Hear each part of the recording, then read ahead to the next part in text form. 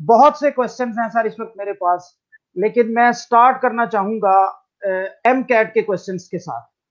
Entry test के जो questions हैं बच्चों का, उस बारे में जाहिर है अब साल खत्म हो रहा है और मुख्तलिफ खबरें आती हैं, अफवाहें भी आती हैं सोशल मीडिया पे। सबसे पहले तो ये बताएं कि क्या डेट है मेडिकल एंट्री टेस्ट की। सितंबर का बिस्मिल्लाह। नाम लिया जा रहा है, 20 सितंबर का। बिस्मिल्लाह रहमान रहीम। सबसे पहले तो मैं ये बता दूं कि देखें, अभी एमडी कैट की कोई कहीं किसी प्रोविंस में भी डेट नहीं आई। और जाहिर है, अल्लाह करे, ये कहना बहुत मुश्किल है कि इट विल ऑल डिपेंड के हालात कैसे रहते हैं, स्पेशली अब जैसे मुहर्रम आ रहा है।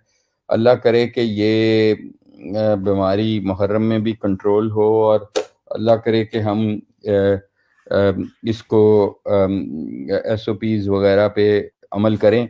तो अगर ये कंट्रोल रही तो मेरा ख्याल है मुहर्रम एक ऐसा वक्त है कि जहाँ पे ट्रांसमिशन का खदशा अभी भी बहुत ज़्यादा है। तो उसके बाद अगर ये अल्लाह करे सारा कुछ ठीक रहा तो डेफिनेटली मेरा ख्याल है ये अक्टूबर में जाके होगा। क्योंकि इसकी तो अपना इंतज़ामात में ही तकरीबन हमें 6 से 8 हफ्ते चाहिए होते हैं, क्योंकि टेंडर करना पड़ता है। और यूनिवर्सिटी ऑफ हेल्थ साइंसेज एक जगह पे तो अब लेती नहीं है। इस दफ़ा सिंध भी हमें रिक्वेस्ट कर रहा है, अल्दो हमने भी एग्री नहीं किया और प्रॉबली एग्री नहीं करेंगे, क्योंकि वो एक रिस्पॉन्सिबिलिटी और बहुत ज़्यादा होगी। लेकिन पंजाब, एजेके और बलूचिस्तान तो ज़ाहिर है हम ही ले रहे हैं पिछले 1.5-2 साल से, तो अभी भी हमने लेना होगा। पीएमडीसी ने जुमेरात को, ये जो थर्सडे आ रही है, उस दिन मीटिंग बुलाई है इसी पे, डेट की फाइनलाइजेशन पे। तो होपफुली डेट फाइनलाइज हो जाएगी। लेकिन जैसे मैंने कहा, कोई डेट भी ख़त्मी नहीं हो सकती इन हालात में, with corona and all that. अल्लाह करे इसी तरह केसेस कम होते रहें। आज भी 700 केस हुए हैं, लेकिन कम होते जा रहे हैं, जो खुशाइन चीज़ है। अल्लाह करे कम होते गए तो फिर होपफुली मेरा ख्याल है दी अर्लीस्ट सितंबर तो इम्पॉसिबल है, अक्टूबर के एंड पे जाके हुआ है। बिल्कुल ठीक है सर। एक एग्जाम हुआ है ETEA, इसके भी बहुत से मैसेजेस आए हैं। क्या ये एग्जाम भी आपकी जुरिस्डिक्शन में है, जो खैबर पख्तूनख्वा में लिया जाता है? नहीं नहीं, ये ईटा का टेस्ट है। ये भी एक देखें, यूनिवर्सिटी ऑफ हेल्थ साइंसेज अल्हम्दुलिल्लाह इज़ दी ओनली यूनिवर्सिटी जो खुद लेती है एग्ज़ाम। बाकी तमाम यूनिवर्सिटीज़ ने आउटसोर्स किया हुआ है। खैबर मेडिकल यूनिवर्सिटी जो कि पेशावर KPK की है, उसने ये ईटा, उनकी एक टेस्टिंग सर्विस है, जैसे NTS है उसको किया हुआ है, नम्स ने NTS को किया हुआ है। कराची वालों ने, क्योंकि वो हमें हमसे कराना चाह रहे थे, सिंध वाले, हमने नहीं किया, तो अब जाहिर है वो भी मेरा ख्याल है NTS ही लेगी उनका। बिल्कुल ठीक है सर। एक स्पेशल एग्जाम हो रहा है बच्चों का, तो क्वेश्चन ये है कि क्या एम कैट स्पेशल एग्जाम के बाद होगा या उससे पहले होगा?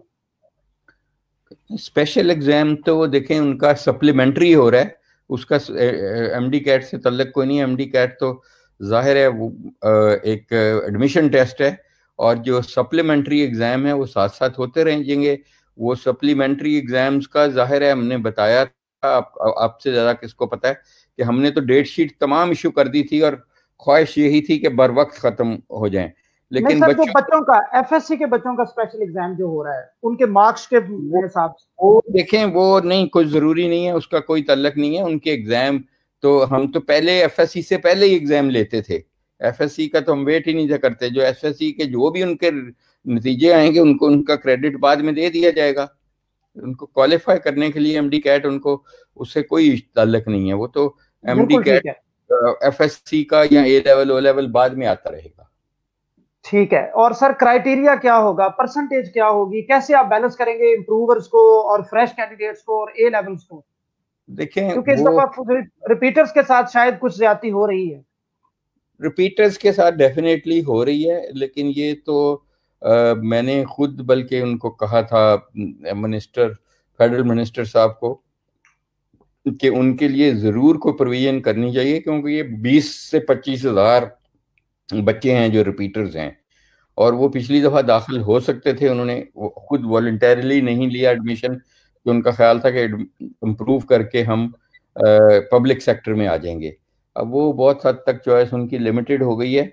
तो हमारा इससे तल्लक नहीं है, इसका फेडरल गवर्नमेंट या प्रोविंशियल गवर्नमेंट से तल्लक है, बोर्ड से। हमें तो जो IBCC या बोर्ड जो भी रिजल्ट देगा, चाहे वो फर्स्ट ईयर पे बेस करके सेकंड ईयर का दे दे या सेकंड ईयर का एग्जाम लेके दे दे, ये इसका हमसे कोई तल्लक नहीं है। हमने उनको उसको 50% हम जो उसका इम्पैक्ट लेना है, हमने FSC का 10% मैट्रिक का वो ले लेंगे। जो भी हमें रिजल्ट मिलेगा हम उसको एक्सेप्ट करेंगे, चाहे वो O लेवल A लेवल का IBCC से है या किसी बोर्ड ने उनको दिया है। आफ्टर ऑल बोर्ड वाले उनका चाहे इम्तिहान नहीं भी ले रहे, लेकिन उनको रिजल्ट तो देंगे ना, FSC पास तो करेंगे वो। और मेरा कुछ ना कुछ जो मेरा ख्याल है कि अभी ये भी नहीं डिसाइड हुआ कि कितने वालों को देंगे, लेकिन मेरा ख्याल है कि 70% प्लस को देना चाहिए, क्योंकि इतने ज्यादा बच्चों का इम्तिहान लेना कोई फायदा नहीं है। तो बलूचिस्तान के लिए हमने डेफिनेटली कम किया था थोड़ा सा एंट्री, लेकिन मेरा ख्याल है इस दफा 70 बिटवीन। आप ये कह रहे हैं कि eligibility criteria 70% marks in FSC होगा? मेरा ये ख्याल है जाती तौर पे, लेकिन ये PMDC ने थर्सडे को डिसाइड करना है, ये जो थर्सडे आ रही है। बिल्कुल ठीक है सर। क्या नेगेटिव मार्किंग होगी इस दफा? देखिए, नेगेटिव मार्किंग पहले भी होती थी, ऐसी कोई मसला नहीं, लेकिन वो 25% होती है। यानी कि अगर आपका एक रिजल्ट, एक क्वेश्चन जो सही हो गया MCQ, तो आपको 1 मार्क मिलता है। अगर आपने वो गलत कर दिया है तो आपका 0.25 कटता है। तो वो उसी तरह की मेरा ख्याल है होगी, जो कि बिल्कुल ना होने के बराबर है। 0.25 सिर्फ कटता है, और वो सबके लिए है। ये कंपेटिटिव एग्जाम है, कोई ऐसा तो एग्जाम है नहीं है कि इसमें कोई हमने सिलेक्ट करना है। ये तो जो टॉप पे आएंगे वो एडमिट हो जाएंगे। बिल्कुल ठीक है सर।